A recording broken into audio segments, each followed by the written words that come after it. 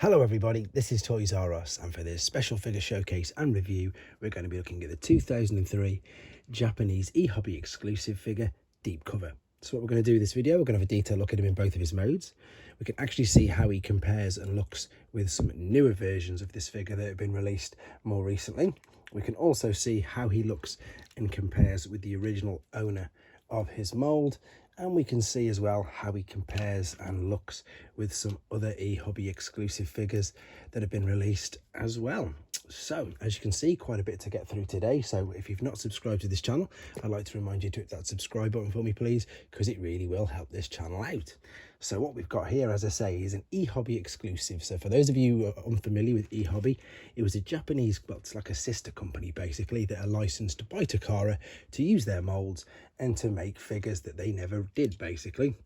So obviously this is a Lamborghini Countach, and of course it's using the Sideswipe mould, and it's a brilliant homage to the original Diaclone version of a figure that came out like this, but of course it didn't have the name Deep Cover. So the brilliant thing about ehobby is exactly that. They use the existing moulds and they just released all the figures that didn't, you know, get an official release, like the Green Hauler, like Sunstorm, and like of course Clampdown here as well.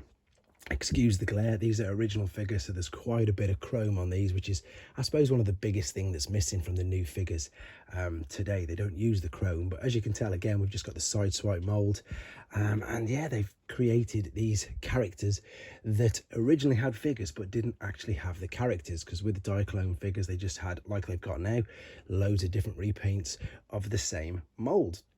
But this one, of course, is beautiful. In fact, they all are, let's be honest. All the Lamborghinis are beautiful. This one is the blue on the inside, though. We've got the lovely Autobot insignia. As I say, we've got chrome on the arms, on the feet.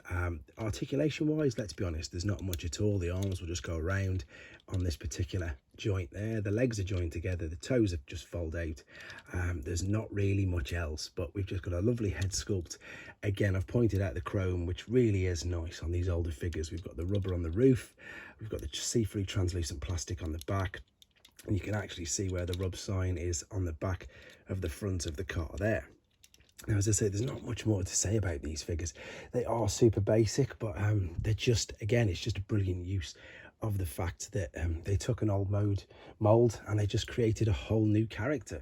So what we'll do, let's transform him into his car mode, and then we'll come back and do some more comparisons in a second. So it's very simply fold the head back, fold the window over, and then nice and carefully bring the forearms back into where the arms are. This again is just a Sideswipe mold or a Red Alert mold from the original toy line. Let's keep this window up safely out of the way for now.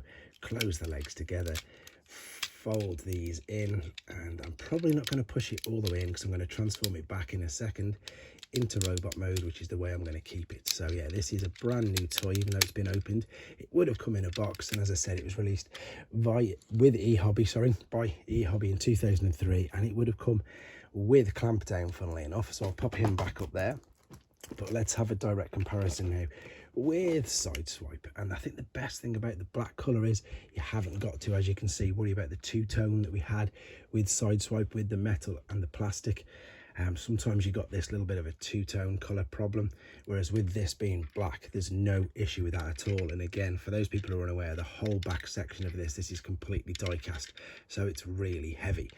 We've got the lovely Autobot logo on the front, a bit of detail around there. It's just, as I say, it's just black with all the blue bits of extra detail on that we didn't have with these particular versions. Lovely little alternate mode, as you can see. Right, let's just take him back to his robot mode, then do a couple more comparisons, and I suppose finish off, because as you can see, there's not much more to say about this guy, although he's lovely and he's a great. The funny thing is, as I say, nowadays, at the time of me making this video, people will know who he is far more than what they did when this figure was originally released, and that is due to War for Cybertron.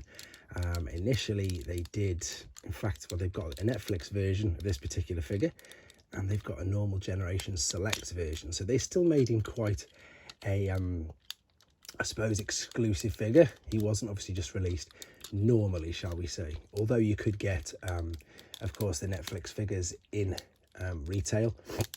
That's how hot it is in this room at the moment.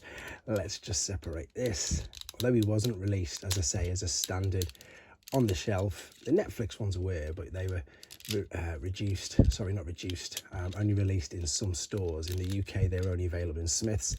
I can't comment, unfortunately, in the States because I don't really know which ones it was. So let's just move him out of the way for a second. The other thing as well, with this being Japanese, and I suppose let's bring Sideswipe up again just to show you the difference, is that the weapon accessories in Japan have different safety laws compared to the rest of the world. So there is Sideswipe's missile, as you can see, just barely firing.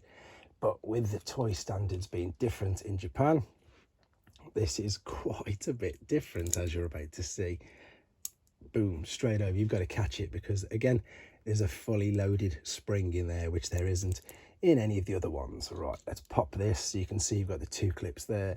We can pop this over his shoulder. That's in position. We can pop this into his hand there, lift the forearm out a little bit. So in fact, let's do the robots first then.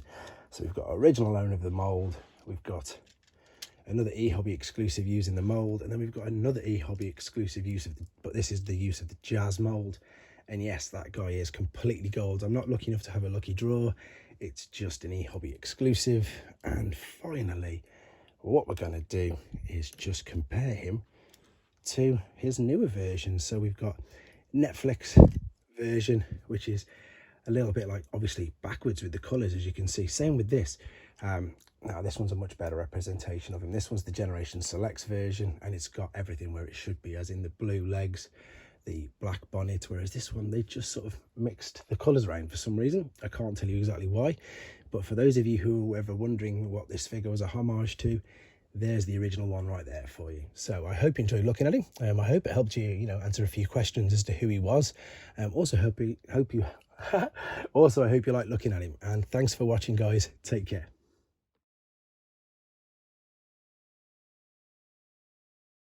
Thanks for watching.